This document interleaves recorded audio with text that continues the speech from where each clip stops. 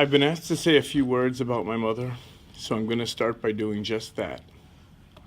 Steadfast, loyal, selfless, dauntless, demonstrative, humble, gentle, trustworthy, exceptional, and my absolute favorite, which describes my mother to a T, resolute.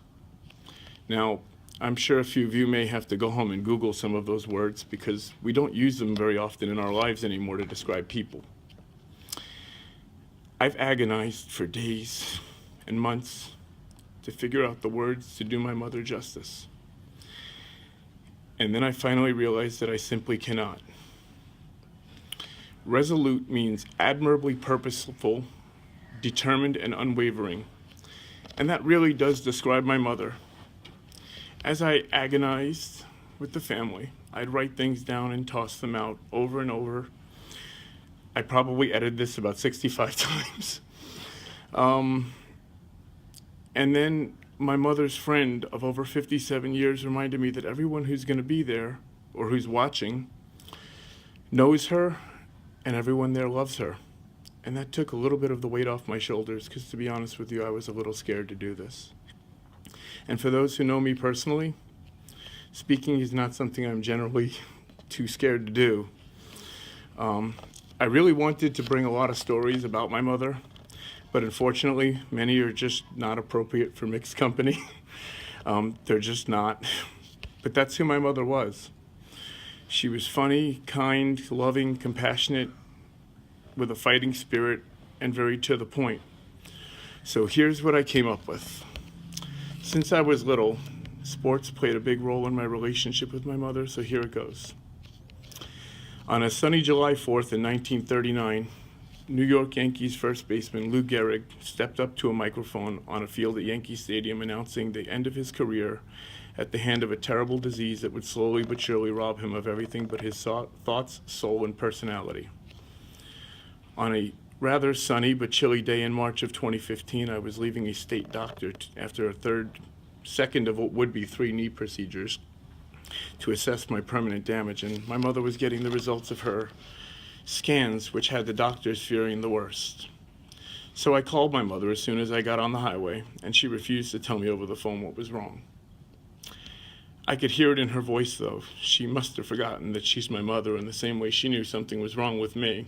I knew. Time had been kind up to my mom up to that point. She'd done more for more people in 6 decades than most people could do in multiple lifetimes.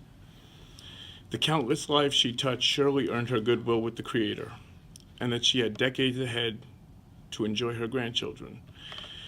But of course, that was not to be, leaving us with some remaining brief time to enjoy what family moments we could and reflect on the wonderful life that she'd lived.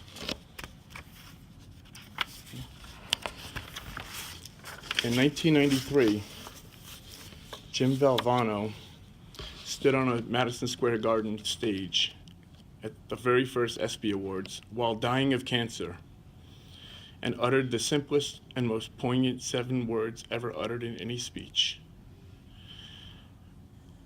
Don't give up. Don't ever give up. My mother lived by those words. She fought so hard. And while I'm not sure if that made her unique or special or as much as she was just a great listener, she took that fight as an obligation to never give up. That said, in 2014, Stuart Scott said in his ESPY speech, "When you die, it does not mean that you lose to cancer. You beat cancer by how you live, why you live, and the manner in which you live." And so she lived. She lived for her family and her friends, and she fought like no one's ever fought before. But as the old saying goes, when you get too tired to fight anymore, then you lay down and rest and let someone else take the fight for you. Mom, I know you're listening. I will most certainly take that fight on for you. There's so much I can say about my mother. We could talk into the wee hours of the morning about all the things that she did. But as important as the chronology of her life is, we must also continue this conversation, not just in the days and weeks ahead, but for the remainder of our lives, I want to focus today on the very character of her soul from which all of those stories emanate. My mother was the embodiment of the golden rule. She would do anything for anyone, but she would never expect anything in return from anyone. When she was first diagnosed, it devastated all of us, even testing some of our faith. How could God do something so terrible to such a wonderful person? But whatever our thoughts, not once in the past 20 months did she ever complain or look for sympathy from anyone. With all of those around her struggled with mixed bouts of anger or sorrow, bitterness and sadness, she was always at peace, always willing to accept what came her way without any question, and most importantly, with that glowing smile on her face. As terrible as cancer can be, it never robbed her of that smile. So now with her passing, we'll all miss that smile. I didn't know just how much we will until last Tuesday. I'm overwhelmed by the number of people who shared that same sentiment, but the memory of her smile encapsulates everything that she was. When a good friend of mine, who unfortunately couldn't be here today, lost his father a few years ago, he told me that he lost a piece of his soul that he'll never get back.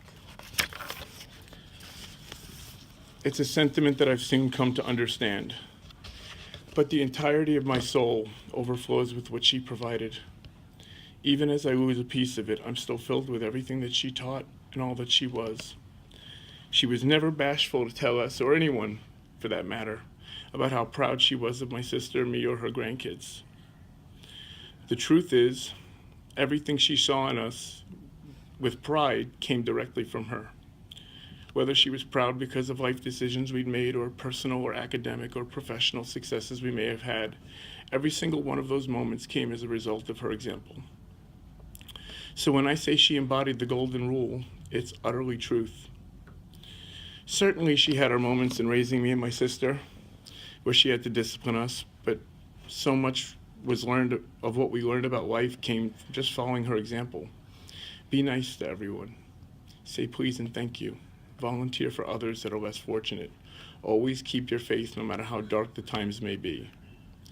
Do whatever you can for whomever you can, because even the smallest act of kindness can have the greatest impact. And of course, always smile, even when you don't want to. Before I finish, I want to send a special thanks to my grandparents in heaven for giving us this amazing person, my amazing mother. As I raise my own child, my son, I often wonder, did I say enough? Did I do enough? Was I too hard on him? Did I take enough time? Because unless somehow I got shortchanged, kids don't come with instruction manuals at the hospital. You just kind of fumble along in the dark and do the best you can. Well, my parents' philosophy and my philosophy was and always will be, what you get as a final product is a testament to what kind of parent you were. And I can say this without a shadow of a doubt, that if my boy ends up to be half the person my mother was, then I will have absolutely knocked it out of the park. To my son, JT, my nieces Elizabeth and Tiffany, my nephew Brandon, I want you to look at your hands, look at your skin, and know that the blood that courses through those veins, our veins, is the same blood your grandmother had. This is your DNA. It's the fundamental building block of life.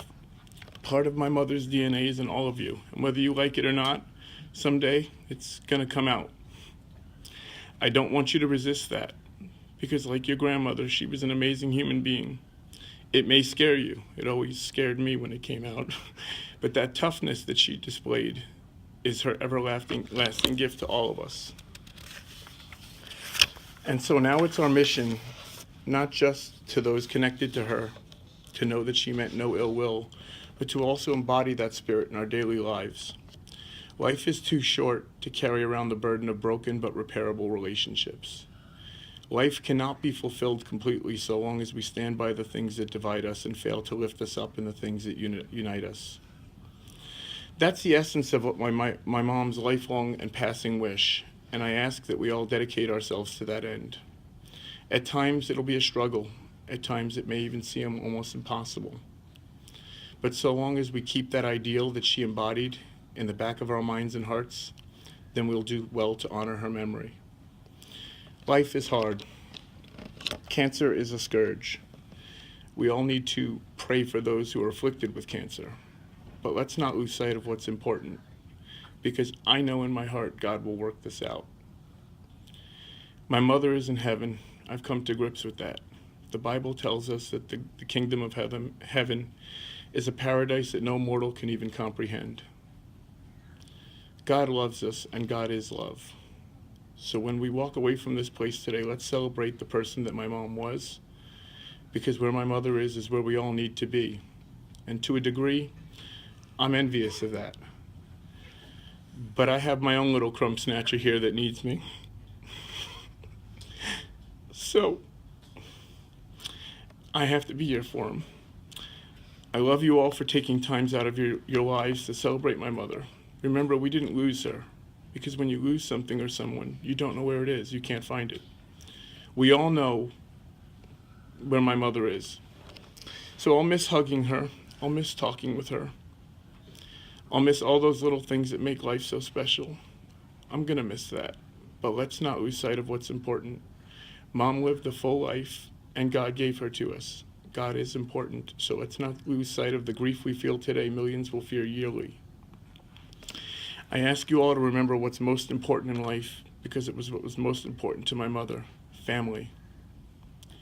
And I thank you all, and I hope I get a chance to hug and shake a hand or two, and maybe kiss someone on the cheek before we leave. But let's not lose sight of the fact that family is what's most important. One day, we will not have the opportunity to create memories and moments anymore. I would like to take this time to ask all of you, if it's possible, to find a cancer research charity and donate either your time and or money if possible, so that someday others don't have to feel the way we feel today.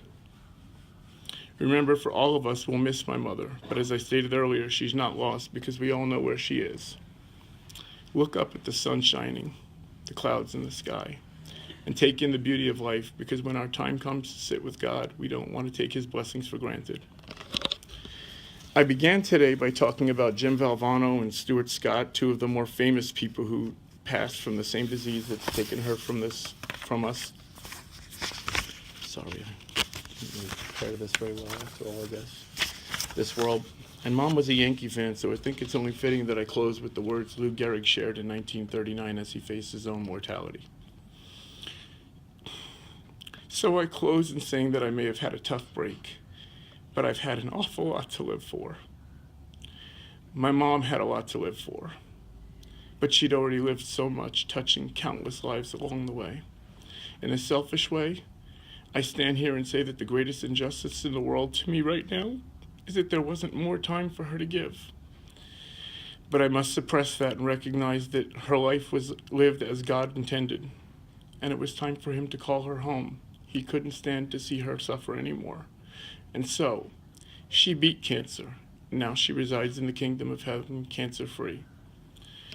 And for having known you, Mom, we're all the luckiest people on the face of the earth. And until we see each other again, I will always love you and I will always miss you.